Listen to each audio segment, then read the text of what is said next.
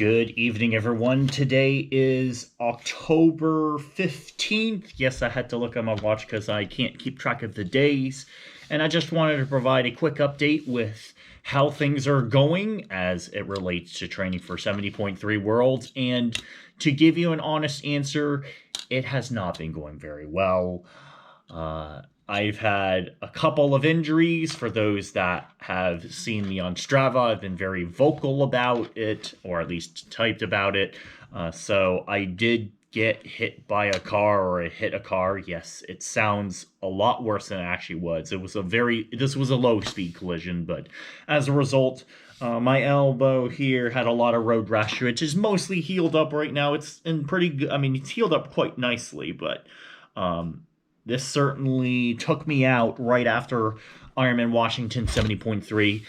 Had to go to the ER for getting it cleaned up. Unfortunately, the medical staff there were really good. But I was so aggressive with trying to make sure that I was getting enough Neosporin in and all that, and getting the bandages changed out, trying to keep the wound clean, but it still got infected.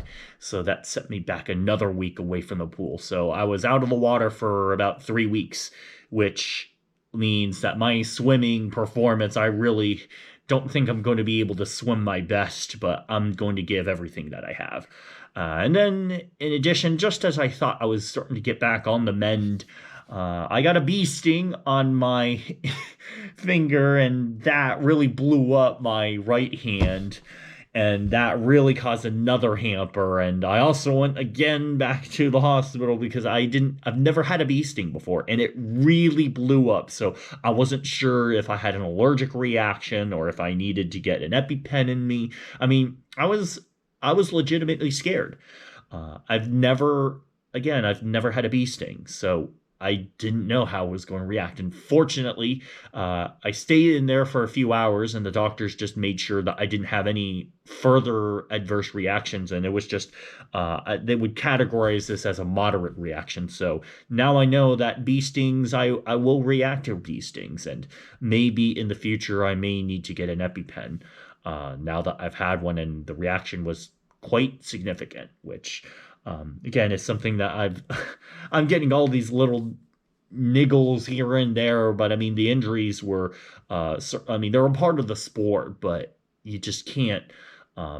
These were kind of some warning signs, I feel, now that I've kind of looked as to, well, how I've been training, and realizing that I really haven't had a break in 2.5 years when it comes to training. Like, ever since really the pandemic hit, and when I started really getting in shape after the bike injury back in like 2020, I think, yeah, I really haven't taken a break since that bike injury, and then starting the rehab, and then I just kept on a steady pace, and then it started uptaking the fitness, and then just tried to keep that fitness at a really high level, which meant that I kept training, because I had a personal feeling that losing this fitness was gonna, one, really degrade my performance, and two, I was going to be mentally not in the right shape.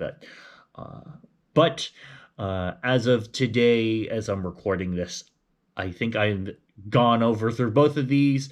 I've finally been able to really start to more or less get into some sort of shape, and for the most part, it's worked out very well. My goals have certainly changed given these freak things that have been happening to me, but I feel like that's a warning sign that says I need to step away. And I'll talk a little bit more about that in a separate video. But yeah, it's been kind of rough here these past couple of weeks, and adding in some additional business travel, and I'll have even more of that after Worlds.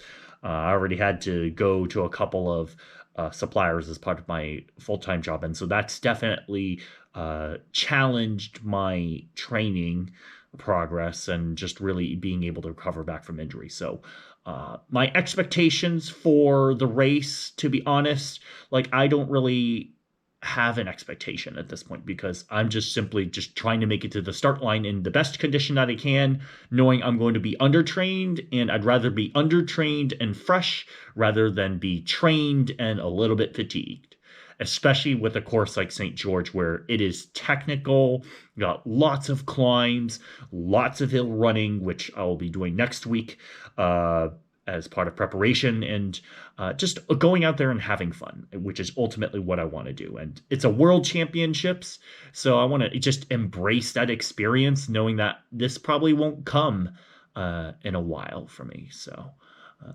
again, I'll post another video as I get to California next week to volunteer for them. And I just want to give this quick update to let folks know how I've been doing. I know I've been pretty much away from social media with Instagram and Facebook, but aside from that, as of today, the Phillies are in the NLCS, so go Phillies. I'm going to wear my blue hat for rallying and over the next few days. So, but aside from that, there you go. That's my update for you all. And of course, if you like this video, hit that subscribe button, hit the bell notification, and of course, comment down below and see what your guys' thoughts are. Maybe you're racing at 70.3 Worlds. And until the next one, I'll see you, and Yoshi out.